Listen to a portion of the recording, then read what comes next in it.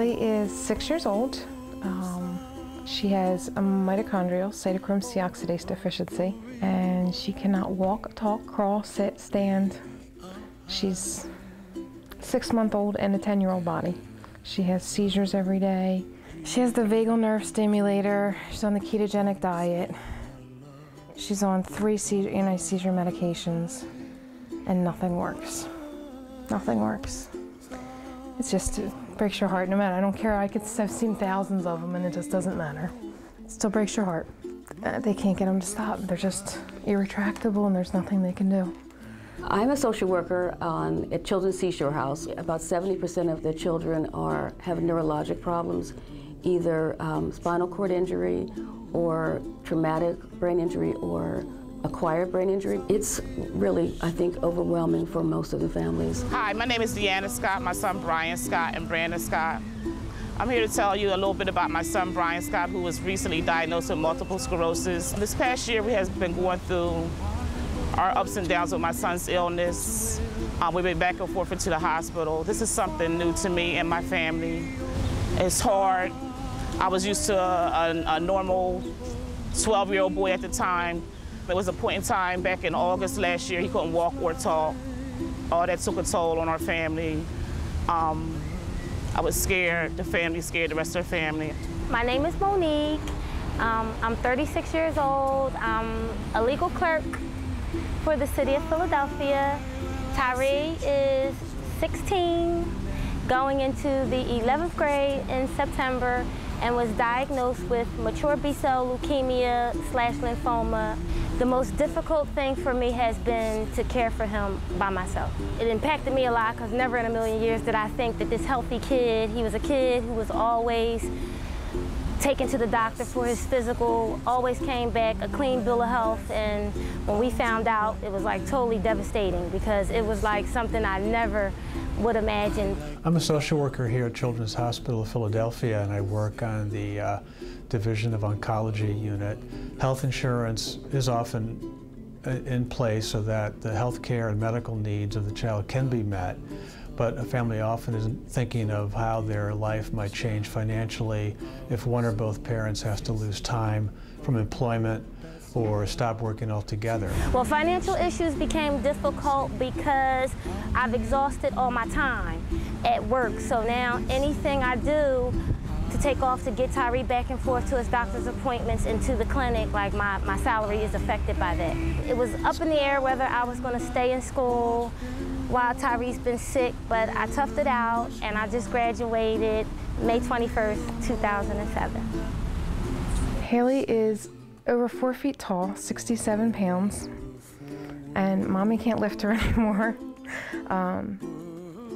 And it's just got to the point, my back hurts all the time, my arms hurt all the time, so we just came to the realization that we can't do it anymore. Actually, I'm struggling most with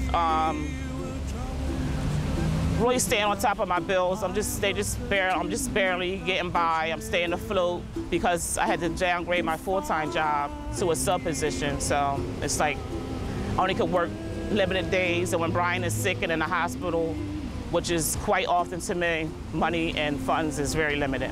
Fred's Footsteps helps tremendously in helping a family pay those bills like electric bills, phone bills, heating bills, even rent and mortgage. And families oftentimes need that kind of help. Fortunately, we're able to refer to Fred's Footsteps, who have been able to help those families right away. Actually, Fred's Footsteps has been a godsend. It has made all the difference. I think Fred's Footsteps has helped because they were able to put them back up on their feet. It's made a tremendous difference. And I think that these are people who, you know, they're the salt of the earth, the people that work every day, pay their way every day, and don't ask for help, but now they really need help. And I think that it's a great service. When I found out what Fred Footsteps had done for me, they have been really, really great, really generous. Called my family, was willing to reach out, paid my rent for 3 months, gave me a graduation present, just the support. Fred's Footsteps has helped me a great deal through this past year. A social worker in Children's Hospital had submitted our story, and without her word getting to Fred Footsteps, I wouldn't know where I would be today. And Fred's Footsteps has helped me a lot as far as paying different bills in my home, keeping my car running, because if it wasn't for that, I probably wouldn't have a car today. When we got the call that you guys were going to help us with the van, it's just a feeling of just being so overwhelmed, and that there's actually people out there who care about what we're going through, and that they actually want to help us, and they don't even know who we are or anything about us. It was very touching and very moving, because you just, going through what you're going through, there's not that many people out there who can understand and appreciate what you're going through. And for people just to say, you know what, here, take the money, you need it. It was just something you can't describe. It just meant so much for us that I can take her out with me. I take her everywhere with me now. She's not confined to the house as much as she was because I couldn't do it. Now we go grocery shopping together. We go clothes shopping together, like things I could never do. Like, I don't care what people think when I'm in the grocery store and I'm talking to her like she's my normal 6-year-old. Do you think Daddy would like it if Mommy makes this for dinner tonight?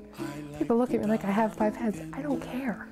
To me, that makes a world of difference to us. And if it wasn't for all the help Fred's Footsteps have gave me, we wouldn't, I don't know where we would be. As a mom of a special needs child, you just overcome and adapt. And to be able to do that, what you guys have given us the freedom to be able to do that, it's just something nobody can take away, that feeling. And never thought in a million years that it was such good people out there, and there really is. The dream that